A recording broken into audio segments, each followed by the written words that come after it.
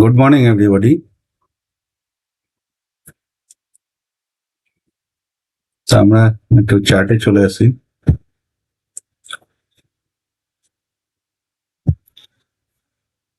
এটা হচ্ছে নিফটির চার্ট, এটা হচ্ছে ব্যাংক নিফটির চার্ট, নিফটির সেন্সেক্স। তিনটে চার্টই একই রকম। তিনটে চার্টই প্রথমে কালকে কি করলো, একটু ওপরে ওঠার চেষ্টা করলো, ওপরে ওঠার চেষ্টা করে পারলো না, তারপরে মার্কেট নিচের দিকে নামলো, দিয়ে এই জায়গায় হোল্ড করলো। যেহেতু এই জায়গায় হোল্ড করেছে, এখানে বায়ার সেলার দুজনই আসছে, এখানে সেলার আছে, তো ডেফিনেটলি তাহলে কি হলো, তাহলে যদি তাহলে এখানে আমাদেরকে মনে রাখতে হবে মার্কেটের ডিরেকশন ডাউন, তাহলে আমাদেরকে সেল করতে হবে যেহেতু মার্কেট ডাউন ট্রেন্ডে যাচ্ছে। এবার প্রি ওপেনিং এ মার্কেট হচ্ছে negative, Nifty 71 point minus, Sensex 270 point minus, bank Nifty 203 point minus. তো মার্কেট তাহলে কি হবে, এই সমস্ত জায়গায় ওপেনিং হবে।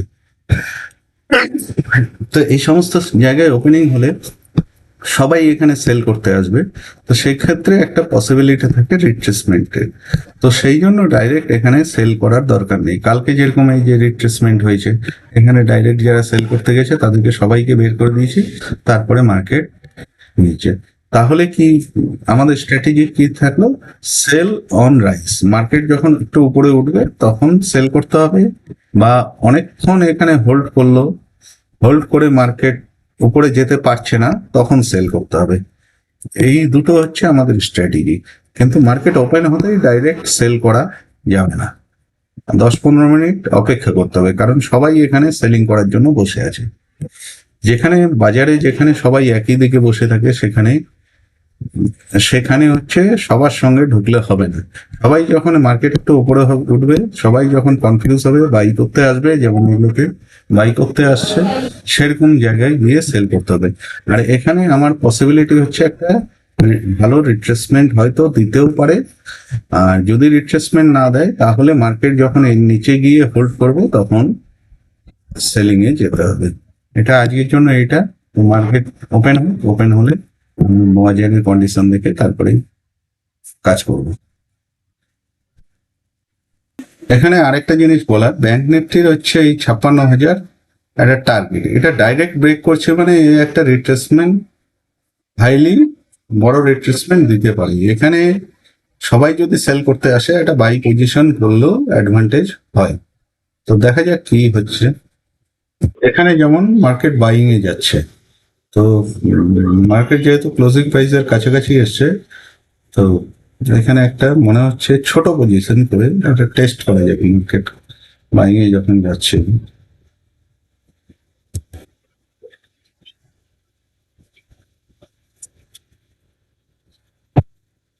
দেখি কি হয়, ছোট পজিশন করি।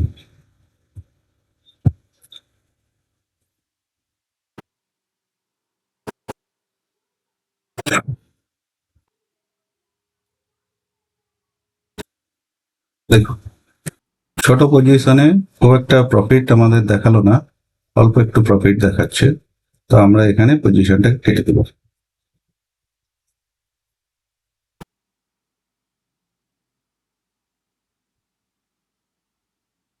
ভাবছিলাম যে একটু বড় প্রফিট দেখাবে, রিট্রেসমেন্টটা বড় হবে।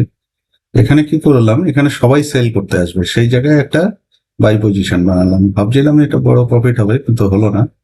যাই হোক,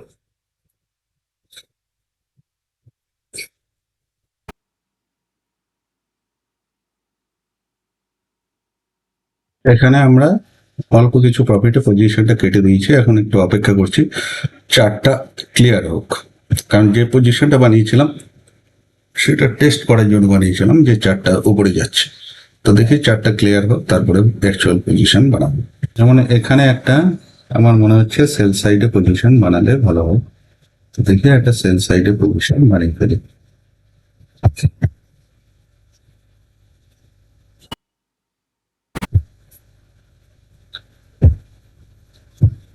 নিফটিতেও একটা সেল সাইডে পজিশন বানিয়ে ফেলি। তো এখন দেখা যাক কি হয়, সবই তো বাজারের উপরে।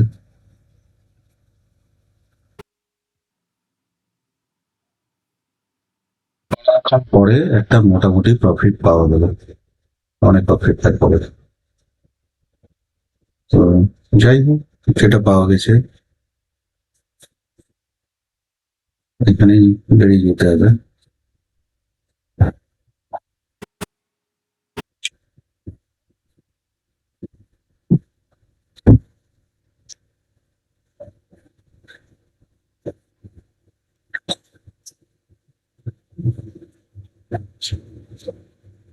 মার্কেট কি করলো, এই উপরে উঠে কিছু বায়ারকে ইনভাইট করলো, ইনভাইট করে যেটা ওর ট্রেন্ড ঠিক সেই দিকেই গেল।